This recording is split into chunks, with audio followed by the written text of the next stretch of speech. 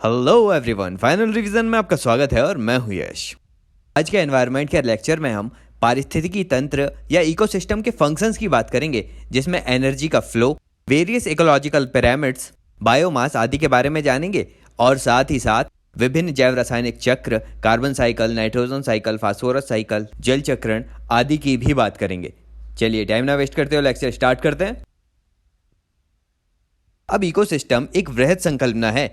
पारिस्थितिकी तंत्र में जैव संरचना के निर्माण और आवश्यक आंतरिक ऊर्जा संरचना को बनाए रखने के लिए पदार्थों तथा ऊर्जा का निवेश होता है, जिसके परिणाम स्वरूप पारितंत्र सुचारू रूप से कार्य करता है। अब किसी भी इकोसिस्टम को चलने के लिए ना एनर्जी फ्लो की आवश्यकता होती है। तो इकोसिस्टम में एनर्जी का सोर्स क्या है उसको जानते हैं। इसका सबसे बड़ा सोर्स है सूर्य और इससे मिलने वाला सौर विकिरण। इसके अलावा भूतापीय ऊर्जा, ब्रह्मांडीय विकिरण आदि भी ऊर्जा के स्रोत हैं।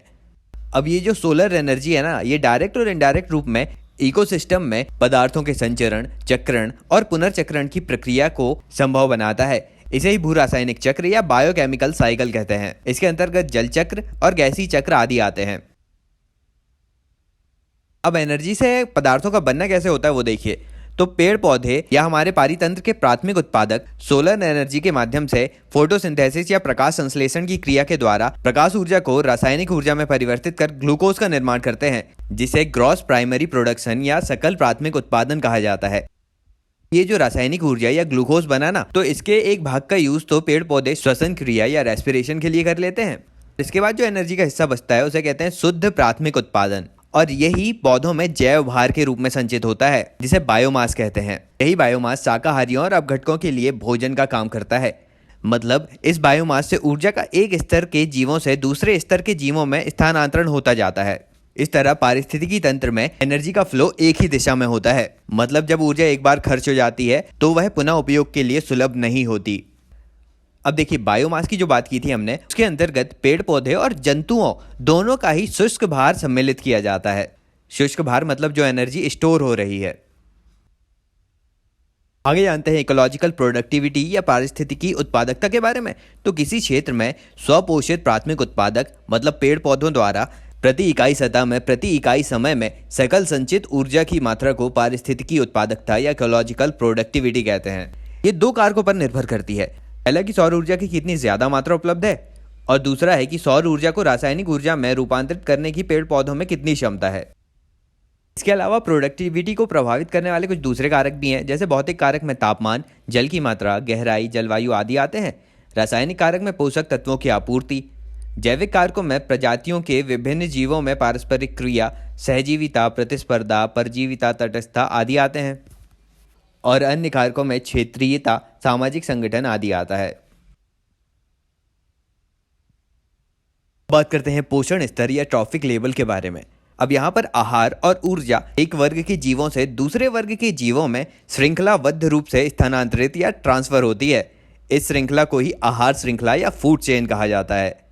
अब इस फूड चेन में उस बिंदु को जहां पर आहार ऊर्जा का एक वर्ग के जीवों से दूसरे वर्ग के जीवों में स्थानांतरण होता है, जैसे शाकाहारियों से मांसाहारियों में स्थानांतरण होता है, उसे पोषक स्तर या ट्रॉफिक लेवल कहते हैं।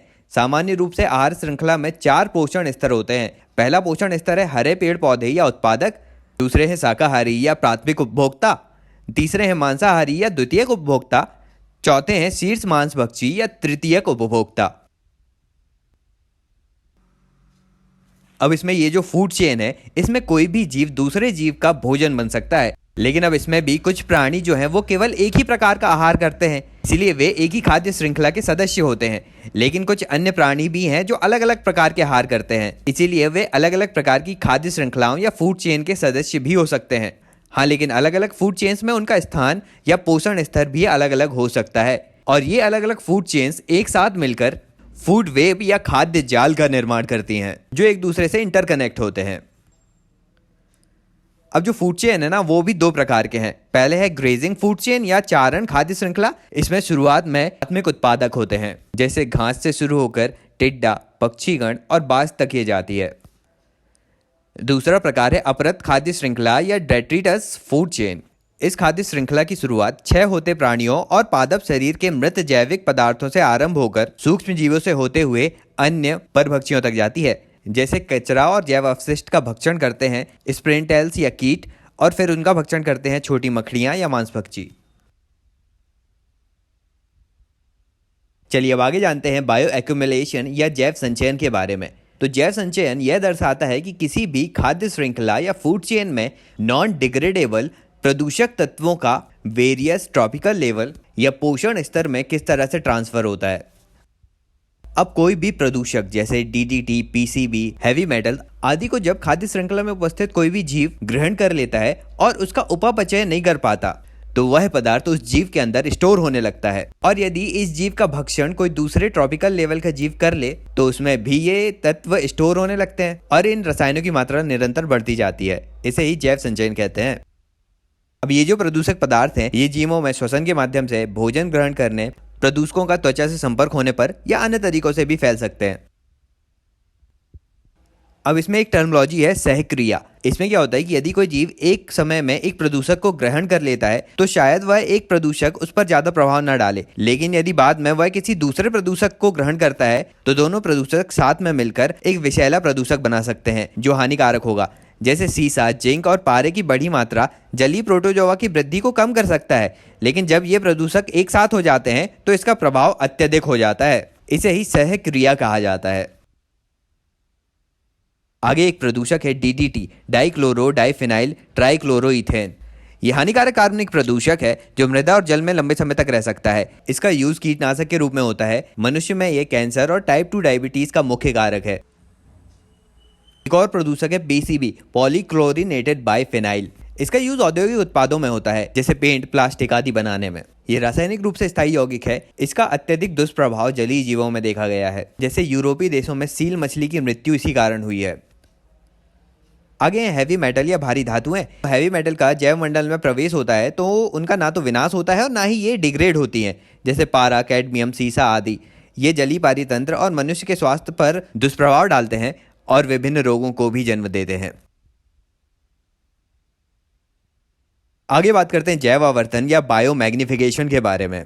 ये ऐसी प्रवृत्ति है जिसमें प्रदूषक जैसे जैसे एक पोषण स्तर से दूसरे पोषण स्तर पर जाते हैं वैसे वैसे उनका सांद्रण या उनकी मात्रा बढ़ती जाती है। अब बायोमैग्निफिकेशन के लिए प्रदूषकों में 4 तत्वों का होना आवश्यक होता है। पहला दीर्घ स्थायित्व, मतलब लंबे समय तक स्थायी बने रहें वो। दूसरा गतिशीलता, मतलब एक पोषण स्तर से दूसरे पोषण स्तर में जाने की क्षमता रखते हो। तीसरा विभिन्न प्रकार के वसा में विलयशीलता, मतलब ये प्रदूषक वसा में घुलनशील होने चाहिए तभी ये स्थायित्व पाते हैं। और चौथा है सक्रियता। चलिए आज के अगले टॉपिक में बात करते हैं पारिस्थितिकी पिरामिड या इकोलॉजिकल पिरामिड्स के बारे में। अब खाद्य श्रृंखला में जो विभिन्न निम्न से उच्च पोषण स्तर होते हैं, उन पोषण स्तरों में प्रजातियों की संख्या, सकल बायोमास और ऊर्जा की सुलभता एवं प्राप्यता में जिस तरह से ह्रास होता है या कमी आती है, तो इस कमी को एक पिरामिड्स के रूप में दर्शाया जा सकता है। वे एक पिरामिड का आकार ले लेते हैं। इसे ही इकोलॉजिकल पिरामिड्स कहा जाता है। ये 3 तरह के होते हैं। पहला है संख्या पिरामिड या नंबर पिरामिड्स। देखिए, प्रत्येक पोषण स्तर में जो जीवों की संख्या में कमी या वृद्धि होती है उसे ये पिरामिड दर्शाते हैं। इसमें तालाब या वेटलैंड इकोसिस्टम में ये पिरामिड सीधे होते हैं और ग्रासलैंड्स इकोसिस्टम में भी ये सीधे ही होते हैं। लेकिन यदि वन या जंगल पारितंत्र की बात करें तो यहाँ पर उल्टा पिरामिड देखने मिलता है, क्योंकि वृक्षों के बड़े आकार होने से उन पर निर्भर जंतुओं की संख्या भी अधिक होती है। पिरामिड का अगला प्रकार है बायोमास पिरामिड। ये पारिस्थितिकी तंत्र में खाद्य श्रृंखला या खाद्य जाल में सभी पोषण स्तरों पर भंडारित समस्त जीवों के सकल भार को प्रदर्शित करता है। इसके लिए संख्या के स्थान पर उनका सकल भार शामिल किया जाता है। प्रत्येक पोषण स्तर पर मौजूद समस्त जीवों को एकत्रित कर उनके शुष्क भार का मापन किया जाता है। इसमें बायोमास को ग्राम पर मीटर स्क्वायर में मापते हैं। अब ये बायोमास पिरामिड स्थलीय पारितंत्र में सीधा पिरामिड बनाता है और जलीय पारितंत्र में उल्टा पिरामिड्स होता है, क्योंकि जलीय पारितंत्र में उत्पादक सूक्ष्म पादप प्लवक होते हैं जो तीव्र गति से वृद्धि करते हुए जनन करते हैं। आगे आता है ऊर्जा पिरामिड या एनर्जी पिरामिड। किसी भी पारितंत्र में पोषण स्तर की कार्यात्मक भूमिका की तुलना करने के लिए ऊर्जा पिरामिड ही सबसे उत्कृष्ट प्रदर्शन होता है, क्योंकि इसमें व्यष्टियों के आकार और जैव संहिता या बायोमास की विभिन्नताओं पर जरूरत से ज्यादा महत्व देकर उसे विकृत नहीं किया जाता। अब याद रखिएगा, ऊर्जा पिरामिड हमेशा सीधा ही बनता है। चलिए अब आगे एनर्जी फ्लो या ऊर्जा प्रवाह की बात कर लेते हैं। फूड चेन में खाद्य पदार्थों या ऊर्जा का क्रमबद्ध रूप से स्थानांतरण होता है। पृथ्वी तक पहुंचने वाली सौर ऊर्जा का करीब 1% ही प्रकाश संश्लेषण क्रिया में प्रयुक्त होता है। विभिन्न जीवों में जैविक ऊतकों के निर्माण की प्रक्रिया को जैव संश्लेषण कहते हैं। मतलब जैव संश्लेषण की प्रक्रिया में सौर ऊर्जा या प्रकाश ऊर्जा के रासायनिक ऊर्जा में रूपांतरण को प्रदर्शित किया जाता है। इसके अलावा जैविक पदार्थ के विघटन या वियोजन की प्रक्रिया को जैव अवनयन या बायोडिग्रेडेशन कहते हैं। मतलब इस प्रक्रिया में पोषक तत्व और रासायनिक ऊर्जा की ऊष्मा के रूप में निर्मुक्ति होती है। अब विभिन्न पोषण स्तरों में ऊर्जा का ट्रांसफर कुछ इस तरीके से होता है। प्रत्येक पोषण स्तर पर स्थानांतरण के समय ऊर्जा की हानि होती है। लिडेमान के 10% के नियम के अनुसार एक पोषण स्तर से दूसरे पोषण स्तर में मात्र 10% ऊर्जा ही स्थानांतरित होती है। इसी कारण ऊर्जा का प्रवाह एक दिशीय होता है और इस एक दिशीय ऊर्जा प्रवाह का पुनर्चक्रण या चक्रण नहीं होता है। आगे बात करते हैं इकोलॉजिकल सक्सेशन या पारिस्थितिकी अनुक्रमण के बारे में।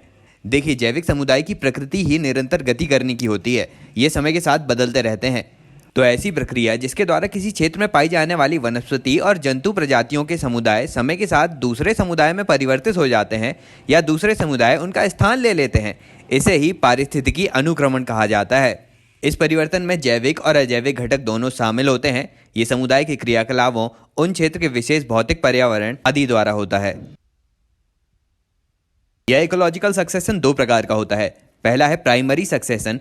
इसमें पहले से ही किसी स्थान पर कोई वनस्पति या कोई अन्य जीव समुदाय नहीं होता। मतलब एक खाली प्लेस होता है, जैसे चट्टान, नवनिर्मित डेल्टा, रेल के टीले, द्वीप समूह, बहते हुए लावा और हिमोड़ आदि। तो सबसे पहले यहाँ मृदा का निर्माण होता है और उसके बाद विभिन्न जीव या वनस्पति आते हैं।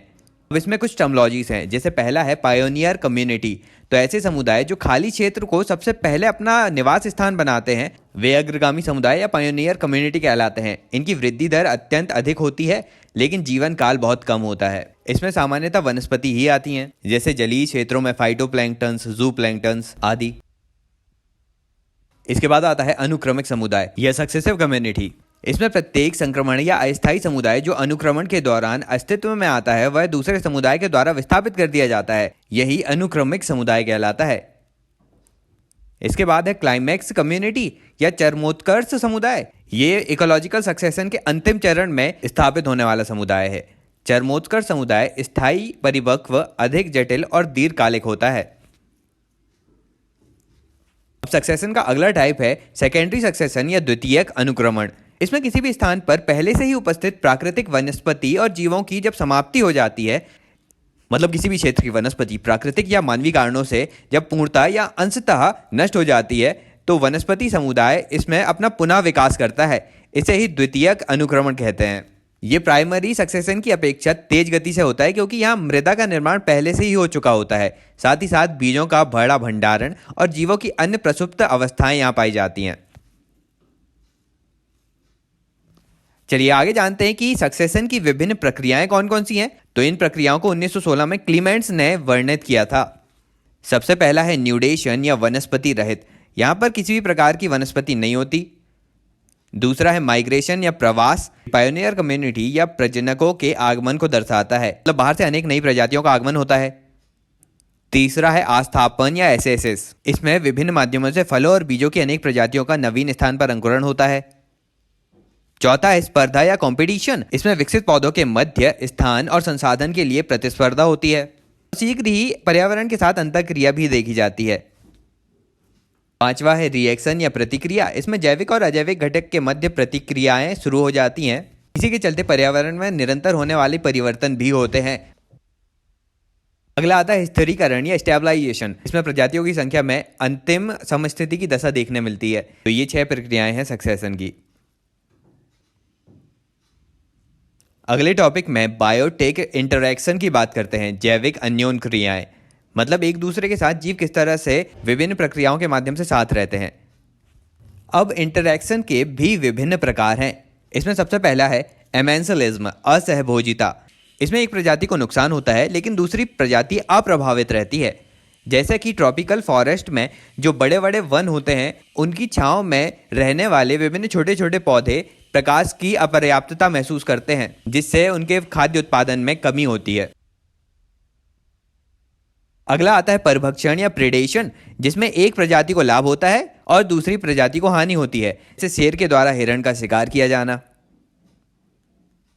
तीसरा आता है पैरासिटिज्म या परजीविता, इसमें एक प्रजाति को लाभ मिलता है और दूसरी प्रजाति को हानि होती है, जैसे अमरबेल का दूसरे पौधे पर उगना। अगला है स्पर्धा या कंपटीशन, इसमें दोनों ही प्रजातियों को हानि पहुंचती है, जैसे सांप और बिल्ली है, ये दोनों ही भोजन और आवास के लिए चूहे पर डिपेंड होते हैं। यदि चूहों की कमी हो जाए तो इन दोनों को ही नुकसान होगा। अगला है सहभोजिता या कमेंसलिज्म, इसमें एक प्रजाति को लाभ होता है, दूसरी प्रजाति अप्रभावित रहती है, जैसे शार्क के शरीर पर जुड़े रहने वाले जीव सुरक्षा और भोजन प्राप्त करते हैं, लेकिन शार्क को उनसे कोई लाभ या हानि नहीं होती। अगला है सहजीविता या म्यूचुअलिज्म, इसमें दोनों प्रजातियों को लाभ होता है, जैसे लाइकेन, जहां कवक शैवाल को सुरक्षा देता है तथा शैवाल कवक को भोजन प्रदान करता है। अगला है न्यूट्रलिज्म या उदासीनता, इसमें दो प्रजातियां एक दूसरे को प्रभावित नहीं करती। चलिए आगे जानते हैं पारिस्थितिकी दक्षता या इकोलॉजिकल एफिशिएंसी के बारे में। तो वह दक्षता जिसमें जीव अपना भोजन प्राप्त करते हैं और भोजन को जैव आहार में परिवर्तित कर दूसरी उच्च स्तरीय पोषण रीति के लिए उपलब्ध कराते हैं, इसे ही पारिस्थितिकी दक्षता कहते हैं।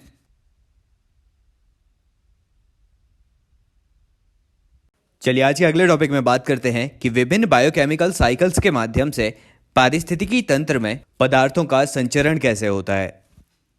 देखिए, पारिस्थितिकी तंत्र में जीवमंडल, स्थल मंडल, वायुमंडल, जल मंडल आदि में जैविक और अजैविक तत्वों का विभिन्न चक्रों के माध्यम से इस तरह संचरण होता है कि उनका सकल द्रव्यमान एक समान बना रहता है। ये तत्व जैविक समुदाय के उपभोग के लिए सर्वदा सुलभ होते हैं।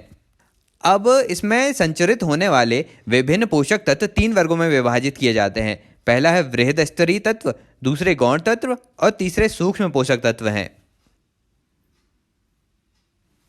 बात करें बायोकेमिकल साइकिल्स के बारे में, जैव भू रासायनिक चक्र, तो विभिन्न पोषक तत्व या महत्वपूर्ण लघु और दीर्घ तत्वों के जैविक से अजैविक या अजैविक से जैविक घटकों में गति के फलस्वरूप पारिस्थितिकी तंत्र में पोषक तत्वों का प्रवाह निर्धारित होता है। इसे ही सामान्यतः जैव भू रासायनिक चक्र कहते हैं। अब खनिज पोषक तत्वों के चक्रीकरण में जैविक और भौतिक वातावरण विभिन्न रासायनिक अभिक्रियाओं और रूपांतरण के माध्यम से समान रूप से सम्मिलित होते हैं। इस कारण इस प्रक्रिया को जैव भू रासायनिक चक्र कहते हैं। अब आगे पोषक चक्रों के प्रकार की बात करते हैं। तो भंडारण के स्वरूप के आधार पर पोषक चक्र 2 प्रकार के होते हैं। पहला है गैसियस साइकिल या गैसीय चक्र और दूसरा है अवसादी चक्र या सेडिमेंट्री साइकिल। गैसीय साइकिल में भंडारण या तो वायु या समुद्र में होता है। इसके अंतर्गत नाइट्रोजन, ऑक्सीजन, कार्बन और जल का भंडारण होता है। गैसीय चक्र में जल चक्र, कार्बन चक्र, नाइट्रोजन चक्र और ऑक्सीजन चक्र हैं। दूसरा है अवसादी चक्र या सेडिमेंट्री साइकिल। इसमें भंडारण पृथ्वी के भूपटल पर होता है। इसके अंतर्गत आयरन, कैल्शियम, फास्फोरस, सल्फर आदि तत्वों का भंडारण होता है और इनका चक्रण होता है। चलिए अब गैसीय चक्र के विभिन्न प्रकार देख लेते हैं। सबसे पहले है जल चक्र या वाटर साइकिल। जल बनता है हाइड्रोजन और ऑक्सीजन से। ये दोनों ही तत्व जीवों के सकल भार का लगभग 80.5% भाग का प्रतिनिधित्व करते हैं। जल सभी जीवों के लिए नितांत आवश्यक है। अब विभिन्न जलाशयों से जल वाष्पीकरण की प्रक्रिया के द्वारा वातावरण में भाप के रूप में परिवर्तित हो जाता है। इसके अलावा पेड़ पौधे जल को भूमि से अवशोषित कर वाष्पोत्सर्जन क्रिया द्वारा वायुमंडल में जलवाष्प छोड़ते हैं। यह जलवाष्प संघनन प्रक्रिया द्वारा बादलों में परिवर्तित हो जाती है। जब ये बादल ऊंचाई पर पहुंचते हैं तो तापमान में कमी के कारण द्रवित होकर वर्षा के रूप में पृथ्वी पर आ जाते हैं। पृथ्वी पर आया जल भूमि द्वारा सोख लिया जाता है अथवा नदी, तालाब आदि में पहुंचता है और फिर से यह प्रक्रिया रिपीट होती है और जल चक्र का भाग बनती है। आगे जानते हैं कार्बन चक्र या कार्बन साइकिल के बारे में। जीवों के शुष्क भार का लगभग 49% कार्बन होता है। समुद्र में 71% कार्बन विलय के रूप में विद्यमान है। तो वायु में कार्बन डाइऑक्साइड की मात्रा को भी नियमित करता है। कार्बन चक्र वायुमंडल, सागर, जीवित और मृत जीवों द्वारा संपन्न होता है। एक अनुमान के अनुसार जैवमंडल के प्रकाश संश्लेषण द्वारा प्रति वर्ष 4 × 10⁻13 किलोग्राम कार्बन का स्थिरीकरण होता है। कार्बन की एक महत्वपूर्ण मात्रा कार्बन डाइऑक्साइड के रूप में उत्पादों और उपभोक्ताओं की श्वसन क्रिया के माध्यम से वायुमंडल में वापस जाती है। अब इसके साथ ही भूमि और सागरों के कचरा सामग्री और मृत कार्बनिक सामग्री के अपघटन के द्वारा कार्बन डाइऑक्साइड की काफी मात्रा अपघटकों द्वारा छोड़ी भी जाती है और यौगिकृत कार्बन की कुछ मात्रा अवसादों में नष्ट होती है और संचारण द्वारा निकलती भी है। लकड़ी के जलने, जंगल की आग, जीवाश्म ईंधन के जलने, ज्वालामुखी क्रियाओं आदि के स्रोतों के द्वारा वायुमंडल में कार्बन सामग्री और कार्बन डाइऑक्साइड मुक्त होती है। अब आगे बात करते हैं नाइट्रोजन साइकिल के बारे में। ये बहुत इंपॉर्टेंट है। परिस्थितिकी तंत्र में नाइट्रोजन का अंतिम स्रोत वायुमंडल में स्थित आणविक नाइट्रोजन है, जिसका पौधे और प्राणियों द्वारा सीधा उपपचयीकरण नहीं किया जा सकता। प्राकृतिक चट्टानों में नाइट्रोजन नहीं पाया जाता, इसलिए मृदा निर्माण के समय नाइट्रोजन अनुपस्थित होता है। इस तरह विभिन्न पारिस्थितिकी तंत्र में जैव भार, अपरत या डेट्रिटस और ह्यूमस में संयोजित संपूर्ण नाइट्रोजन को वायुमंडल से लाखों वर्षों की जैविक क्रिया द्वारा प्राप्त किया गया है। अब नाइट्रोजन साइकिल के अलग अलग स्टेजेस हैं। सबसे पहले इसमें आता है नाइट्रोजन फिक्सेशन। देखिए, वायुमंडल में नाइट्रोजन 78% होने के बावजूद भी मृदा द्वारा अवशोषित नहीं की जा सकती। यदि मृदा को नाइट्रोजन को उर्वरक के रूप में अवशोषित करना होता है तो इसके लिए नाइट्रोजन का यौगिक में परिवर्तित होना जरूरी है, अर्थात नाइट्रोजन से अमोनिया का निर्माण, NO2, NO3 का निर्माण आदि होना चाहिए। इसीलिए वायुमंडल में मौजूद नाइट्रोजन को नाइट्रोजनकारी यौगिक में परिवर्तित करने के लिए फलीदार पौधों की जड़ों में एक विशेष प्रकार का बैक्टीरिया पाया जाता है, जिसे राइजोबियम कहते हैं। राइजोबियम का मुख्य कार्य नाइट्रोजन को NO2 में परिवर्तित करना होता है। इसके अलावा प्राकृतिक घटनाक्रम की वजह से भी वायुमंडलीय नाइट्रोजन को नाइट्रोजनकारी यौगिक में बदल दिया जाता है। इन प्राकृतिक घटनाक्रमों में बिजली का कड़कना प्रमुख होता है। अतः जब नाइट्रोजन अमोनिया में परिवर्तित हो जाती है तो मृदा द्वारा अमोनिया को अवशोषित कर लिया जाता है और इस प्रक्रिया को ही नाइट्रोजन स्थिरीकरण कहते हैं। नाइट्रोजन को अमोनिया में बदलने का काम क्लोस्ट्रीडियम एज़ोटोबैक्टर बैक्टीरिया के द्वारा भी होता है और राइजोबियम के द्वारा भी। नाइट्रोजन चक्र की दूसरी प्रोसेस है अमोनीकरण। इसमें नाइट्रोजन स्थिरीकरण के दौरान कई सारी मृदाओं द्वारा अमोनिया का अवशोषण भी सीधे तौर पर नहीं किया जा सकता। कुछ ही मृदा डायरेक्ट तौर पर अमोनिया का अवशोषण करती हैं, तो इसी के चलते अमोनिया को NO2 में परिवर्तित करते हैं। फिर NO2 को NO3 में परिवर्तित किया जाता है और NO2 NO3 को मृदा डायरेक्ट अवशोषित कर लेती है और उर्वरता की प्राप्ति करती है। मृदा के अलावा जीवों की बात करें तो अधिकांश जीवों द्वारा नाइट्रोजन के गैसीय रूप का उपयोग करना संभव नहीं होता, बल्कि कुछ मृदा जीवाणु और ब्लू ग्रीन एल्गी जैसे सूक्ष्म जीव ही नाइट्रोजन का गैसीय रूप में यौगिकीकरण और स्थिरीकरण कर उसे अमोनिया, नाइट्राइट या नाइट्रेट में बदलते हैं। तब जाकर पौधे इन्हें ग्रहण कर पाते हैं। इसके अलावा कुछ वातावरणीय परिघटना भी जैसे बिजली और ओले तथा कुछ मानवीय गतिविधियां जैसे उर्वरक उद्योग आदि भी नाइट्रोजन को अमोनिया, नाइट्राइट या नाइट्रेट में बदल पाते हैं। अब इसमें कौन कौन से बैक्टीरियाज या जीव ऐसा कर पाते हैं? तो सहजीवी बैक्टीरिया जैसे राइजोबियम और लघु स्तर पर मुक्त जीवी मृदा जीवाणु जैसे एज़ोटोबैक्टर, क्लोस्ट्रीडियम आदि द्वारा ऐसा होता है। इसके अलावा वातावरण में मौजूद कुछ सूक्ष्म जीव जैसे नाइट्रोसोमोनास अमोनिया को ऑक्सीकृत कर नाइट्राइट में बदलता है। इसके अलावा सूक्ष्म जीव नाइट्रोबैक्टर नाइट्राइट को नाइट्रेट में बदल देता है, जो पौधों द्वारा आसानी से ग्रहण कर ली जाती है। अब अमोनिफिकेशन के बाद अगली प्रक्रिया आती है नाइट्रिफिकेशन। इसमें पौधे नाइट्राइट्स को अमीनो एसिड में बदल देते हैं और फिर इस अमीनो एसिड से प्रोटीन का निर्माण होता है। यह प्रोटीन क्रमशः पोषक तत्व के विभिन्न जीवधारियों के शरीर में पहुंचता है और वह जीवों के वृद्धि के लिए सहायक होता है। फिर जब जीवों द्वारा मलमूत्र का त्याग किया जाता है या फिर उनकी मृत्यु होती है तो यही प्रोटीन अमोनिया के रूप में मृदा में वापस पहुंचा दिया जाता है। फिर इसके बाद होती है विनाइट्रिफिकेशन या डीनाइट्रिफिकेशन की प्रक्रिया। इस प्रक्रिया में विनाइट्रीकृत बैक्टीरिया जैसे स्यूडोमोनास नाइट्रेट या नाइट्राइट को गैसीय नाइट्रोजन में बदल देते हैं, जो फिर वायुमंडल में मुक्त कर दी जाती है। इस तरह नाइट्रोजन चक्र की यह प्रक्रिया पूर्ण हो जाती है। लेकिन वर्तमान में मानवीय गतिविधियों द्वारा नाइट्रोजन चक्र असंतुलित हो गया है। कई पर्यावरणीय समस्याओं को यह जन्म भी देता है, जैसे सुपोषण, एल्गल ब्लूम, अम्लीय वर्षा आदि भी इसके कारण उत्पन्न हो रही हैं।